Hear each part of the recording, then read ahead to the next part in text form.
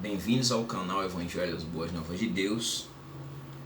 E como você viu aí, eu vou fazer a exposição do capítulo dos 11 primeiros versículos do capítulo 4 do Evangelho segundo Mateus. Nós sabemos que Mateus, o texto de Mateus foi escrito por Mateus, discípulo, apóstolo de Jesus. E o objetivo é apresentar Jesus como o rei esperado pelos Messias, o povo de Deus, o povo de Israel, os judeus. Jesus era o Messias esperado pelo povo judeu. E a particularidade do Evangelho de Mateus é que o Evangelho de Mateus ele foi escrito, nós contemplamos Mateus sempre utilizando os textos do Antigo Testamento, cumprindo-se em Cristo, para mostrar que Jesus era o Messias, era o rei, que a nação de Israel esperava, o seu libertador, no entanto mal compreendido pelos judeus daquela época. O texto em específico, o Evangelho, a tentação de Jesus, que se encontra em Mateus no capítulo 4 e o versículo do 1 até o 11. Primeiro vamos ver algumas particularidades do texto, vamos ver fazer uma observação panorâmica do texto, e aí após eu vou explorar versículo por versículo, parte por parte, dividido em 4 partes, 5 partes. Primeiro momento, uma introdução a partir do versículo 1 e 2, e as 3 tentações, e complementando com a recompensa por Jesus ter vencido a tentação. Então cabe aqui a primeira observação desse texto em quem levou Jesus para ser tentado. E o texto vai dizer que quem levou Jesus para ser tentado foi nada mais, nada menos do que o Espírito Santo de Deus. Então é o Espírito Santo de Deus que vai conduzir Jesus até o local onde ele seria tentado, que aí é a nossa próxima observação. A nossa próxima observação tem a ver com o local onde ele foi tentado. E o texto diz que o local onde Jesus foi tentado foi no deserto. Quando nós fazemos um paralelo, inclusive utilizando o texto de Romanos no capítulo 5, sobre a tentação de Jesus, Jesus versus Adão, nós contemplamos aqui o local onde, por exemplo, Adão foi tentado e caiu, e o local onde Cristo foi tentado e venceu, enquanto Jesus ele foi tentado no deserto, Adão ele foi tentado no jardim do Éden, com tudo ali do bom e do melhor. Então o local da tentação em específico vai ser no deserto. E aí vem a questão: quem tentou, quem vai fazer atuar como tentador, Vai ser o diabo é quem vai tentar Jesus, No texto nós sabemos que o diabo também tentou Adão, no entanto em forma de serpente. E aqui nós contemplamos o próprio Satanás, o próprio diabo em pessoa, para tentar Jesus. Outra coisa a ser observada é quantas tentações foram apresentadas, apresentado no texto de Mateus, no capítulo 4. E aí nós sabemos que foram 3 tentações. Quando nós fazemos o paralelo com o Jardim do Éden, o objetivo era, no Jardim do Éden, a proposta da serpente para Adão e Eva era que eles seriam iguais a Deus. E aqui nós temos mais ou menos uma indução, um caminho semelhante, no entanto, de forma diferente, E para o principal das 2 tentações, desobedecer a Deus, tanto aqui em Mateus no capítulo 4, quanto em Gênesis no capítulo 3. E aí nós chegamos aos aspectos, antes de entrarmos no texto, os aspectos dessa tentação. E são 3 aspectos, já que são 3 tentações, 3 aspectos. Do capítulo, o versículo 3 e o versículo 4, a concupiscência da carne. O versículo 5 até o versículo 7, a soberba da vida. E o versículo 8 até o versículo 10, as concupiscências dos olhos. Então, esses são os aspectos da tentação. E aí nós chegamos ao primeiro versículo. Vamos ler o primeiro versículo. E aqui a gente já dá para fazer algumas observações dentro do próprio texto. Então, o versículo 1 do capítulo 4 diz assim: Então Jesus foi conduzido pelo Espírito ao deserto para ser tentado pelo diabo.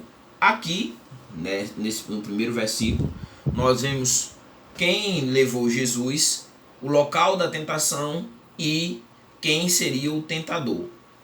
O versículo 1, logo no princípio, né, no caso aqui está então, mas em algumas versões está a seguir, porque nós temos logo uma compreensão a partir da continuação do texto de Mateus no capítulo 3, que essa situação aconteceu logo após o batismo. E aí você vê que o versículo 16 e 17 vai fazer referência exatamente ao batismo nas águas, quando Jesus ele é batizado por João Batista. E aí quem o leva? Quem levou, o versículo na continuação diz, foi levado pelo Espírito, né? Após o Espírito descer sobre Jesus em forma de pomba. É isso exatamente que o versículo 16 vai dizer. E viu o céu abrir e o Espírito de Deus descer como pomba, vindo sobre ele. Logo após, o versículo nos dá a localização, como falei antes. O texto diz ao deserto. Então o local da tentação foi no deserto. E quem seria o tentador? Ele foi levado ao deserto pelo Espírito após o batismo para ser tentado pelo diabo. O diabo, no caso, o agente da tentação. Então Jesus está lá no deserto, né? E aí o versículo 2 descreve qual era a situação que Jesus se encontrava no momento que Satanás o foi tentar. E você vê que Jesus se encontrava em jejum, né? Ele jejuou por 40 dias, né? E estava com fome. Logo após a fome, quando Jesus fica com fome, ali depois de 40 dias de jejum, é quando ele vai ser tentado. Então a situação em jejum e com fome, isso por 40 dias. Então o texto diz assim, versículo 2. E depois de jejuar 40 dias e 40 noites, né? Então o jejum já vinha um jejum de 40 dias, sentiu fome. Então aqui nós podemos fazer um paralelo com outros dois personagens da Bíblia que viveram algo semelhante no sentido do jejum, como Jesus, que foram Moisés no Monte Sinai e Elias. Moisés está descrito em Deuteronômio capítulo 9, versículo 9, e Elias está descrito em 1 Reis no capítulo 19 e o versículo 8. Então esses dois versículos nos traz o panorama do ambiente da tentação. Agora, o que nós vamos ver é o desenvolvimento. E aí nós temos 3 tentações pelas quais Jesus vai passar, né? Lembrando que a situação de Jesus é que ele estava com fome. Essa primeira tentação vai do versículo 3, o versículo 3 e o versículo 4, né? E daqueles aspectos da tentação. Esse aspecto aqui é a concupiscência da carne. Então, Jesus estava com fome e é nesse momento que vai aparecer o tentador. O versículo 3 diz assim: Então, o tentador, aproximando-se, lhes disse: Se és o Filho de Deus, manda que estas pedras se transformem em pães. Então, a primeira tentação, o que ele queria? Ele queria que Jesus pegasse as pedras, sendo o Filho de Deus, né? E transformasse aquelas pedras em pão para saciar a sua fome. Vamos fazer algumas observações aqui. Primeiro, a parte quando o texto diz: se és o Filho de Deus. Uma indução aqui, que o John MacArthur, inclusive, ele explora, ele diz assim, que esse texto deveria ser lido da seguinte forma: uma vez que és o Filho de Deus, né, manda que essas pedras se transformem em pão, já que você é o Filho de Deus. Só que, se Jesus faz isso, Jesus ele viola os planos de Deus, né? Sendo que Jesus, de acordo com o apóstolo Paulo, quando ele escreve aos Filipenses, Jesus abriu mão de usar os seus poderes divinos em benefício próprio, né? Não em benefício dos outros ou para realizar as obras do Pai, mas em benefício próprio. Você vê isso em Filipenses no capítulo 2 e o versículo 7, que diz: antes a si mesmo se esvaziou, assumindo a forma de servo, tornando-se em semelhança de homens e reconhecido em figura humana. Então veja que não deixou de ser Deus, e 100% Deus e 100% homem, mas se esvaziou assumindo a forma de servo. Isso, servo do Pai, servo de Deus. Então, tá aqui o motivo do qual para Jesus não transformar a pedra em pão. Mas vamos ver qual é a resposta que Jesus dá, que é interessante, porque normalmente a gente não explora. Jesus traz o texto, uma interpretação, uma colocação do texto, mas muitas vezes a gente passa batido no que está de uma forma mais profunda, explícito, né? Então, na resposta de Jesus ele vai usar o exemplo de Israel no deserto, onde Deus humilhou Israel, deixou que Israel tivesse fome, depois Deus lhe deu o maná. E qual era o objetivo? O objetivo era que Israel, o povo de Israel, confiasse na providência de Deus. Então, é esse texto que Jesus vai trazer para responder ao diabo. Então, o versículo 4 diz assim, dentro desse contexto: Jesus, porém, lhes respondeu, né? Está escrito: não só de pão viverá o homem, mas de toda palavra que procede da boca de Deus. Se nós lemos esse texto, está no livro, dentro do Pentateuco, os 5 primeiros livros da Bíblia, mais precisamente em Deuteronômio, no capítulo 8 e o versículo 3, né? E eu vou ler o texto na íntegra, exatamente dentro do contexto que eu falei, do povo no deserto, quando Deus humilha eles, né? Deixou eles ter fome e depois lhe concedeu o maná, mostrando a sua provisão sobre o povo.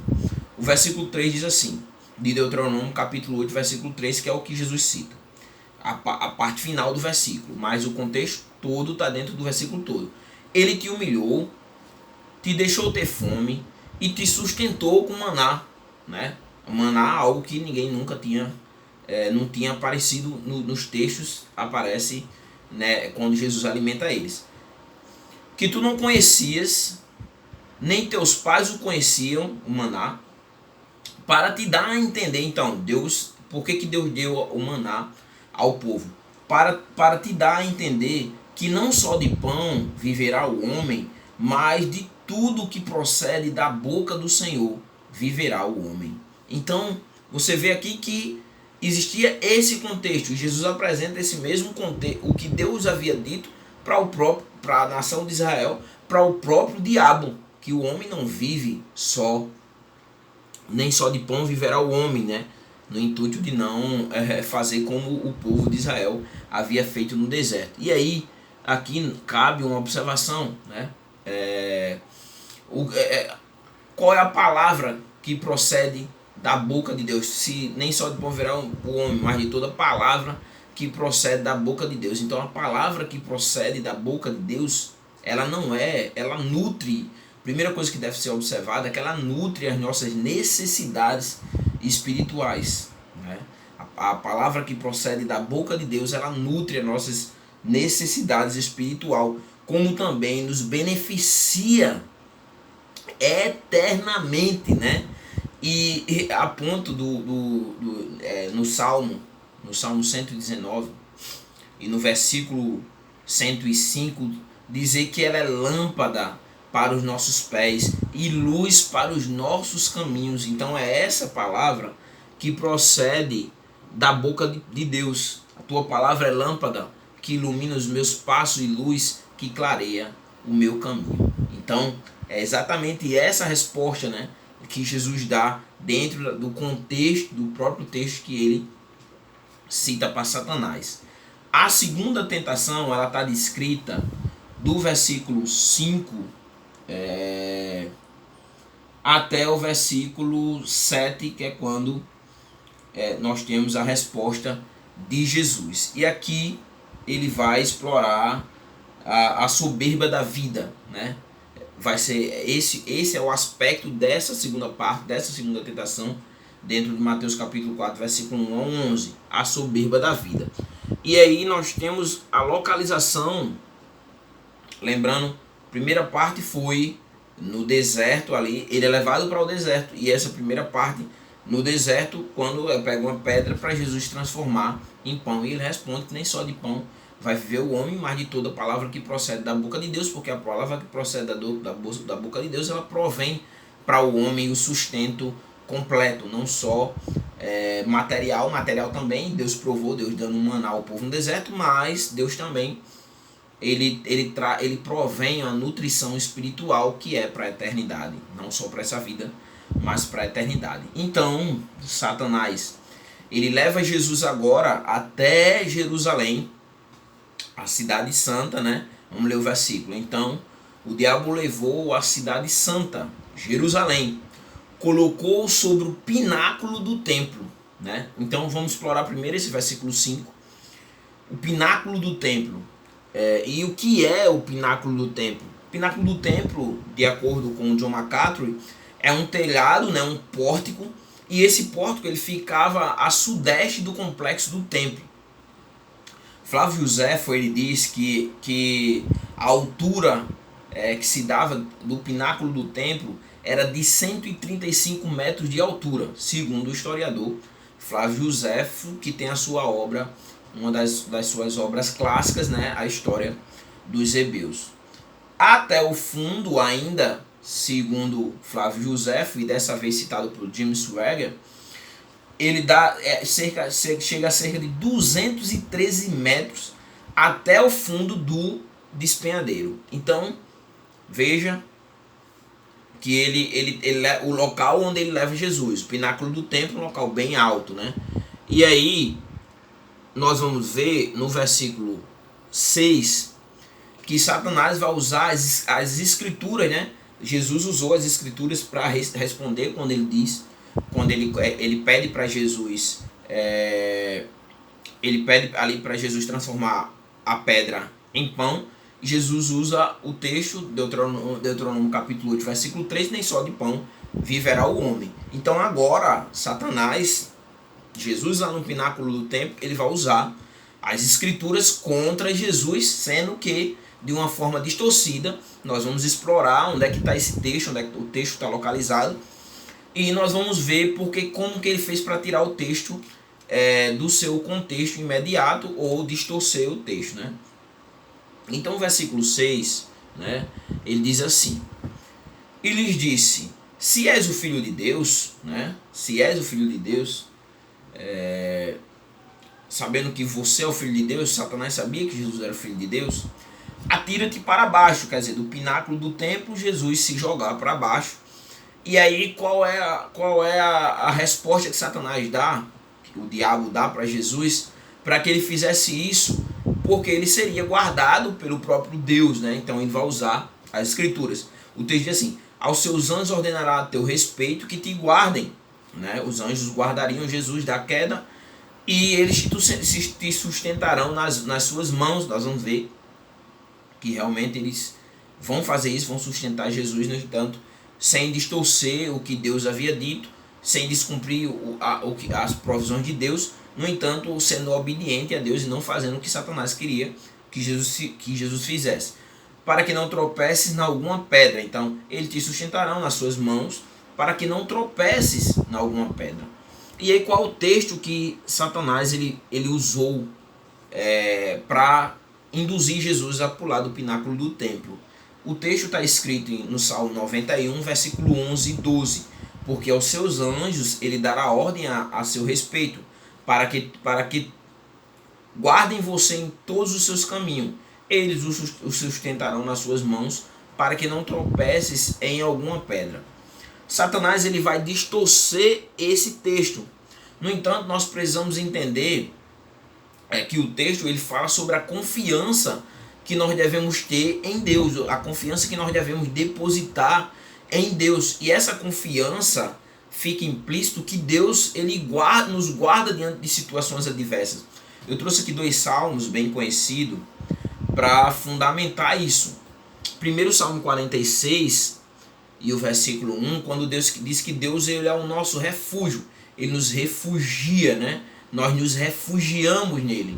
E ele é a nossa fortaleza, né? Lembrando que as grandes cidades do mundo antigo, elas tinham muros, né? Eram seguras. Então, Deus está dizendo que ele é o refúgio onde nós podemos nos refugiar. E ele é a fortaleza que nos protege. E também o próprio Salmo 46 diz que ele é o nosso socorro diante das tribulações. Mas lembre-se, né, que tudo isso de uma forma natural, uma forma que acontece cotidianamente, sem que haja uma indução, que é o que o inimigo, que Satanás está querendo fazer com Jesus.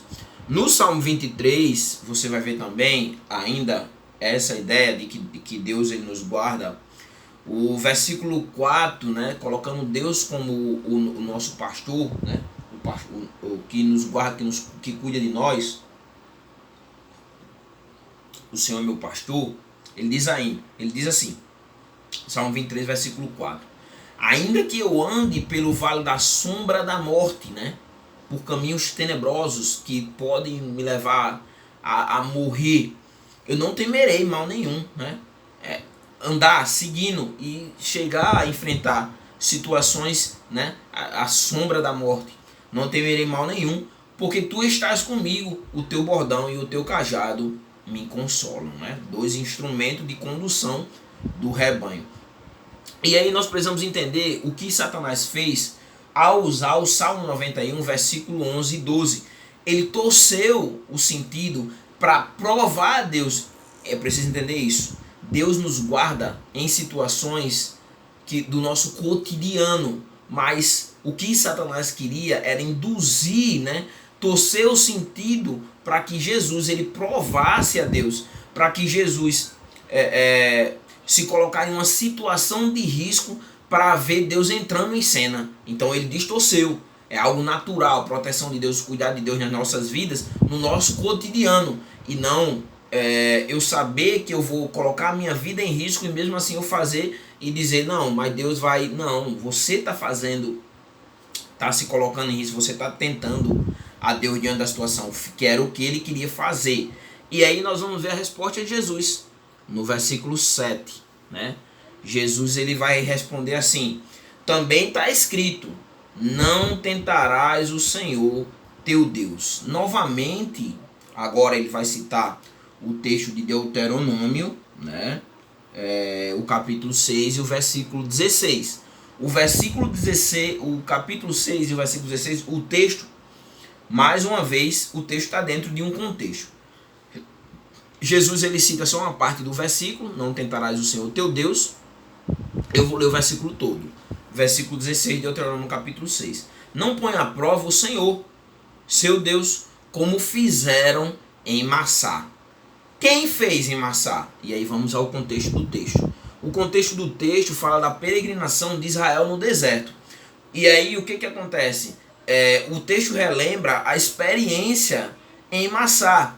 Os israelitas, o que os israelitas fizeram? Os israelitas haviam murmurado, colocando Deus à prova, né? E eles exigiam ali que Moisés produzisse água, onde não podia ser achado. Onde é que está escrito isso? Eu não vou ler, mas está em Êxodo, no capítulo 17, versículo 2 ao 7. Então era exatamente isso que Satanás queria que Jesus fizesse. E aí a resposta dele, né? Está escrito, não tentarás o Senhor teu Deus. Lembrando que exatamente o povo fez lá no deserto, né? Tentando ao Senhor. E Jesus diz, não, está escrito que não se deve fazer isso. Exatamente o que aconteceu lá. Eu não vou fazer isso aqui, né?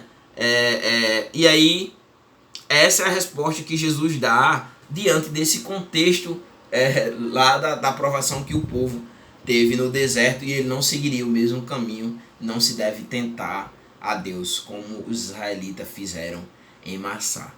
E aí nós chegamos à terceira e última tentação, né, que está escrito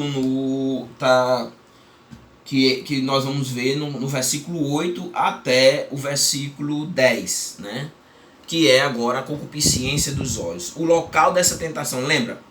Vamos lembrar. Primeiro local da tentação, no deserto, transformar uma pedra em pão.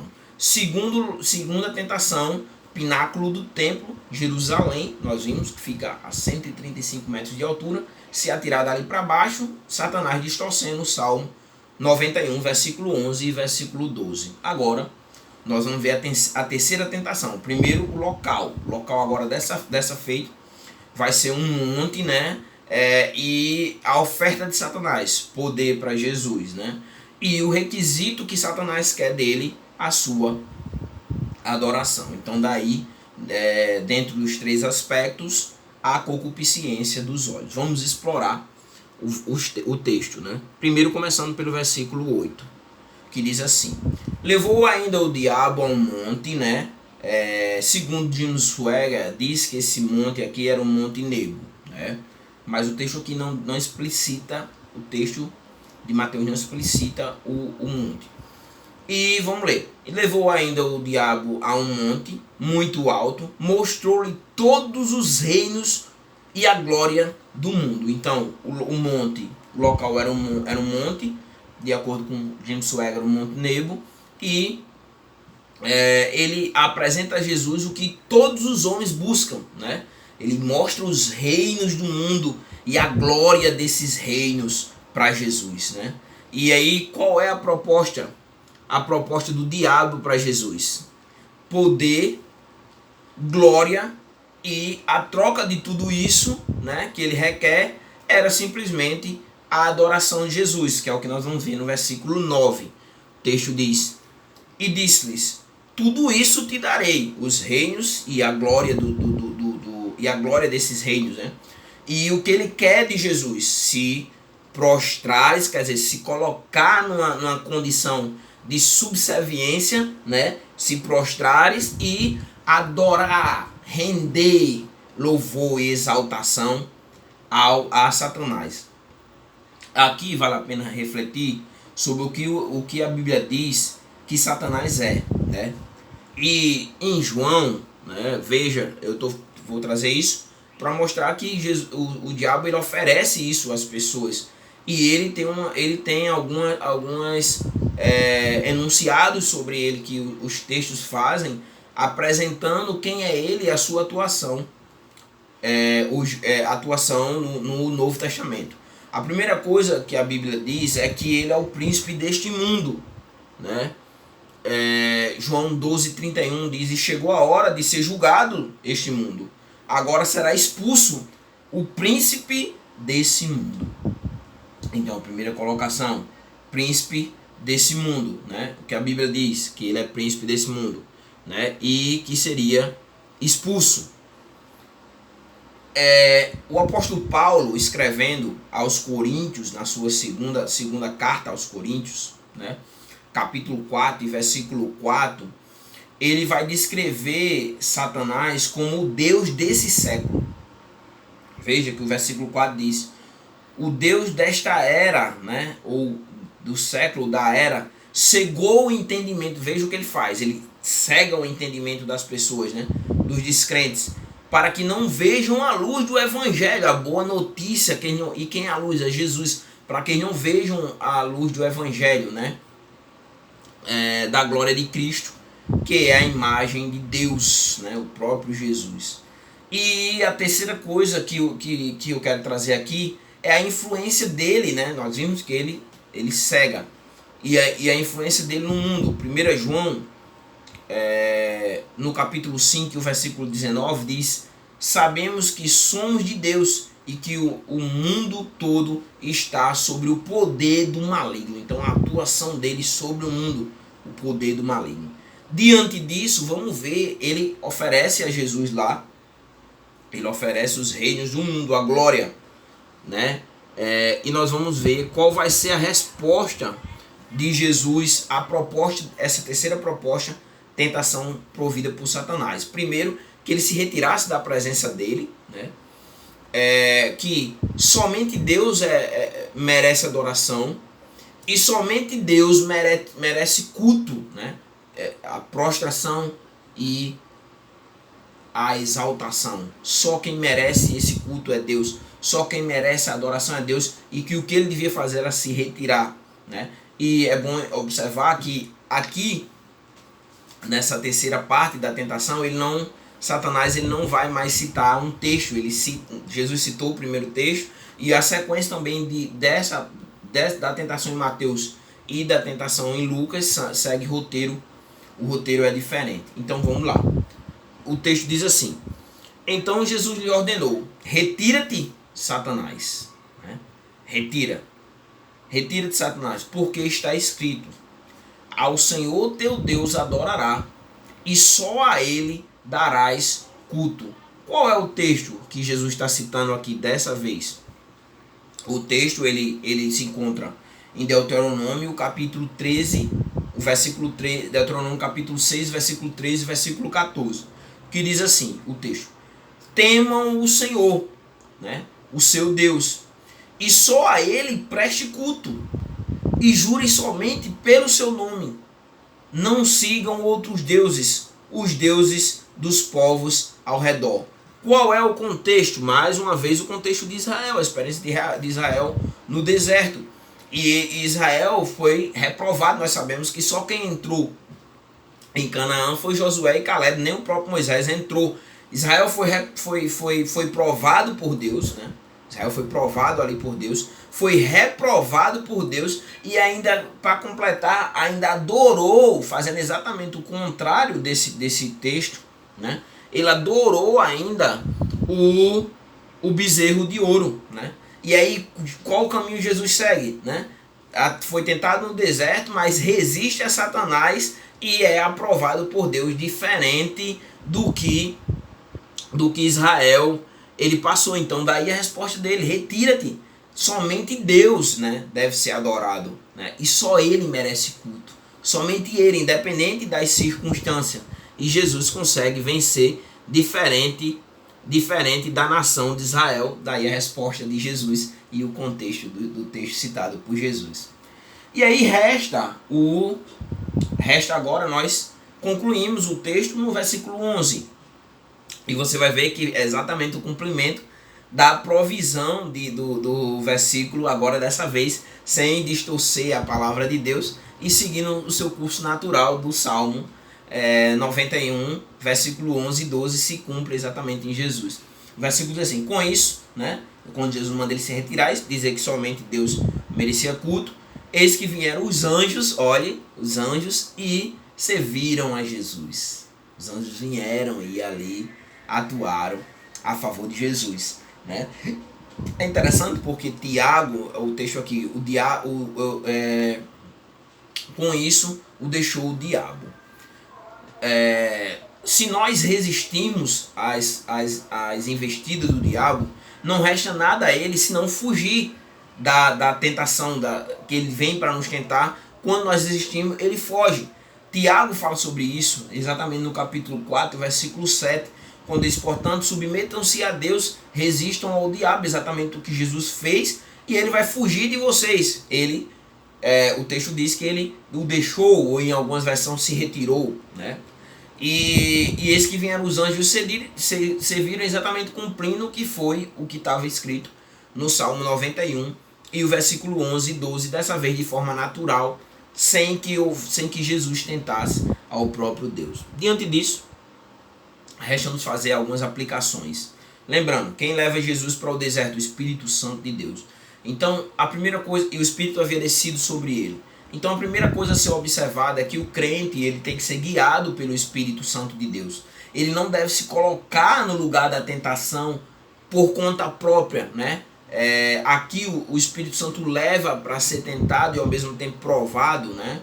Tentado pelo diabo, provado por Deus, como aconteceu com Jó. No entanto, Jesus não se colocou na situação, né? E é isso que a gente devemos fazer. Devemos ser cheios do Espírito Santo de Deus para não nos colocarmos em situações onde nós vamos se colocar numa situação de tentação. A outra coisa é que nós precisamos ter uma vida de comunhão com Deus. Veja, Jesus estava orando e estava em jejum, né? Há 40 dias, né? Em comunhão com Deus. Então, como é que nós podemos ter uma vida de comunhão com Deus? Através da oração, através do jejum, né? Uma abstinência, fazendo com que o nosso organismo fique de uma forma vulnerável, de certa forma, a Deus, sem interferência da química da alimentação no nosso organismo. Tendo um devocional e outra coisa, leitura da palavra. Você vê que Jesus estava pronto para responder. E muitas vezes quando alguns irmãos passam por tentação, não conseguem vencer porque não conseguem entender a atuação de Deus na sua vida, desconhecem. Então precisamos ter uma vida de comunhão com Deus. Terceiro, Deus permite que nós sermos tentados pelo diabo. Nós basta olhar o exemplo de Jó. Perdeu tudo, perdeu os filhos, e para completar, a mulher ainda o mandou amaldiçoar Deus e morrer, né? Então Deus permite que nós passamos por tentação. No entanto, não é Deus quem nos tenta, Deus nos prova, somente nos prova. Em quarto lugar, precisamos confiar na providência de Deus em nossas vidas. Você viu que no final os anjos vieram servir a Deus, né? Servir a Jesus, né? E no deserto você viu as provisões de Deus para Israel. Deus proveu água da rocha, Deus proveu cordonize, carne no deserto, né? Deus proveu maná que eles nunca haviam nem comido. Deus proveu proteção, a roupa não se deteriorava, a chinela não deteriorava. Deus, a nuvem, né? A nuvem protegendo ali. Então Deus proveu, Deus provém. Precisamos confiar em Deus e na sua providência em nossas vidas. É o que o texto também nos induz. A quinta coisa que nós vemos aí é que Deus nos guarda por onde quer que nós andemos. Deus vai nos guardar. Ele vai guardar a sua vida, né? E independente de que aconteça circunstâncias em nossas vidas, das quais nós não compreendemos, devemos entender que mesmo assim isso coopera para o meu bem, né? Romanos capítulo 8, versículo 28, sabemos que Deus age em todas as coisas para o bem daqueles que amam, né? Que o amam, dos que foram chamados de acordo com os propósitos. Então devemos confiar em Deus. Em sexto lugar, não devemos nos colocar em situação de perigo para tentar a Deus, né? Se eu sei que eu tô indo para um caminho que eu vou me colocar numa situação de perigo proposital, eu não devo me colocar, porque se eu fizer isso, mesmo sabendo de forma consciente, né, eu vou estar tentando a Deus, induzindo a Deus a agir, sendo que eu próprio poderia agir não seguindo esse caminho. E aí sim, quando acontecer circunstâncias na minha vida de forma natural, o agir de Deus na minha vida. Em sétimo e último lugar, né, somente Deus é digno de adoração, né? E aí, aqui eu trouxe algumas perguntas a fazer, né? A quem você tem adorado, né? Porque aquilo que toma o lugar de Deus em nossas vidas, né? Ele é o nosso Senhor. Então, a quem você tem adorado? Deixa que você responda isso aí, né? E qual é a prioridade da sua vida, né? Que lugar Deus está na sua vida? Que lugar quais são as suas prioridades existenciais e que lugar está Deus dentro dessas prioridades. E em último lugar, que lugar tem o reino de Deus em sua vida? Nós estamos vivendo uma sociedade que o reino de Deus não tem lugar na vida das pessoas. Isso é fato. O reino de Deus não tem lugar. Tudo ocupa o lugar de Deus na vida das pessoas, né? Tudo tem lugar na vida das pessoas, menos o reino de Deus. E é interessante, para finalizar, que Mateus, no capítulo 6, versículo 33, quando Jesus está falando a solicitude pela vida, a ansiedade do homem em sua subsistência, ele diz: busque, pois, em primeiro lugar o reino de Deus e a sua justiça, e todas as coisas lhe serão acrescentadas. Em primeiro lugar deve ser o reino de Deus. O reino de Deus deve ser prioridade na sua vida. Eu finalizo dizendo que Deus, diante de tudo isso, só o que resta só lhe deu glória. Que ele seja glorificado em nome de Jesus. Que Deus os abençoe.